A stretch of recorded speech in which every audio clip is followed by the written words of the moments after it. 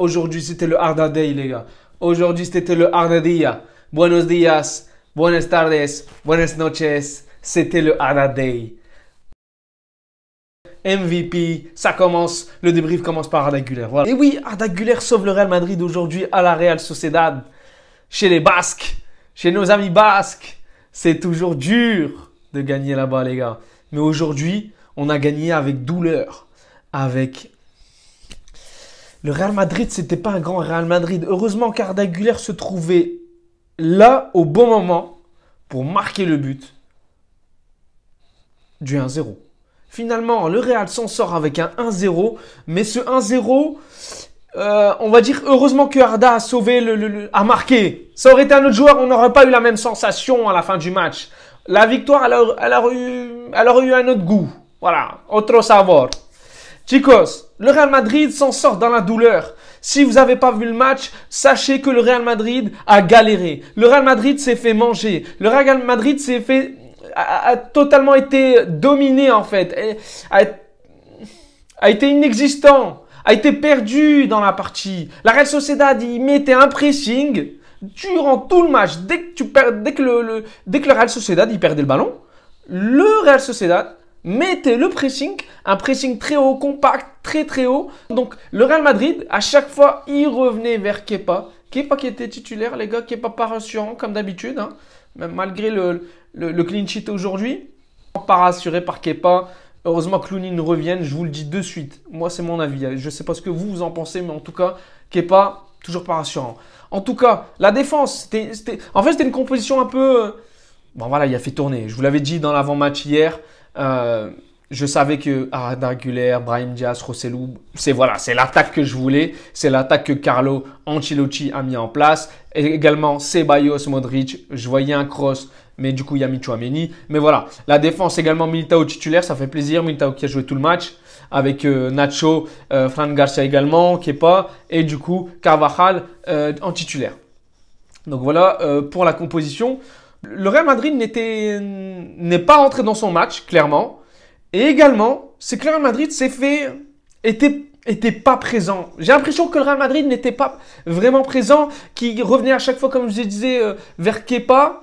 Et ils n'arrivaient pas à relancer, à construire. En fait, le pressing de la Real Sociedad n'a pas permis au Real de poser son jeu et de construire le jeu que le Real Madrid voulait en fait et que Carlo Ancelotti avait mis en place. Rosselló, t'étais où? Rosselló, il n'était pas là ce soir. Franchement, Rosselló est égal à Fantomas. Est-ce que vous connaissez le film SOS Fantôme? Faudrait les appeler. La vérité, il faudrait appeler les SOS Fantômes parce que ce soir, on a vu un fantôme qui s'appelle Rosselló. Appelez-les s'il vous plaît. Si vous avez le numéro d'SOS Fantôme, je vous en prie. Appelez SOS Fantôme pour aller choper le fantôme Rosselló. Il s'appelle Rosselló, il est grand. À chaque fois qu'il rate une occasion, il fait ça. Il ne sait pas faire une reprise. Donc, il se touche beaucoup le crâne. Donc, voilà, c'est vraiment une précision pour SOS Fantôme pour essayer de le choper. Voilà, Arda Güler, Brahim Diaz, ils essaient de construire. Mais tu voyais que les trois, ils n'étaient pas compatibles. La vérité, tu ne peux pas mettre les trois en même temps. Franchement, les gars, c'est impossible. C'est impossible. Tu peux mettre Brahim Diaz avec Arda Güler à la rigueur. En fait, quand je vous ai dit que Rosselló, normalement, il doit être là, il doit prouver, il doit profiter des occasions qu'il a, le peu d'occasions qu'il a de prouver, de montrer, de marquer. Sauf que là, qui a marqué, c'est Arda Güler. Normalement, si c'était un attaquant qui avait faim comme Arda et qui avait envie de marquer, il aurait marqué, il aurait été à la place d'Arda Güler pour marquer. Voilà, pour moi, Rosselló, la vérité, vaut mieux pas qu'il prolonge. Parce qu'avec les Hendrix, les Mbappé, tout ça, il ne va jamais jouer. Jamais jouer. Franchement, s'il veut jouer, il faut qu'il s'en aille. Donc, Rosselló, merci pour tout. Mais hasta luego. La vérité, hasta luego, no sé où, pero donde quieras. La vérité, donde quieras. La faute sur Tchouaméni, il y avait faute. L'arbitrage aujourd'hui, encore une fois, décevant. Décevant, franchement décevant. Il n'y a pas que sur cette action, hein, sur plusieurs actions. L'arbitre, il a vu la faute de Tchouaméni et il ne l'a pas sifflé. Sur Tchouaméni, il y avait clairement faute, tout le monde l'a vu. Tout le monde l'a vu, lui était là. Il n'a pas sifflé, il a laissé l'action et il y a eu but. Normal, il n'y avait plus de défenseur. Ils étaient 4-5 joueurs de la Real Sociedad. Normal qu'ils marquent. Kubo, bah ouais, Kubo, contre le Real Madrid, il se la donne tout le temps. Parce que quand tu joues contre le Barça, t'es bidon. Et quand tu joues contre le Real, t'es métamorphosé, tu deviens un mutant. La vérité, tu deviens un... Franchement, hein, Kubo, quand il joue contre le Real Madrid, c'est un Avengers. La vérité, c'est un Avengers. Le mec, trop fort, il est transformé. En tout cas, Kubo, il a marqué, mais son but annulé grâce à la VAR, et merci à la VAR pour une fois, parce que l'arbitre, normalement, il doit faire son taf qui est à côté. Et autre occasion, main de la Real Sociedad sur le joueur, sur une frappe, sur un lob de Brahim Diaz pour un autre joueur du Real Madrid. Qu'est-ce qui se passe? L'arbitre, il est juste derrière, il a vu l'occasion, il a vu la main, il l'a pas sifflé.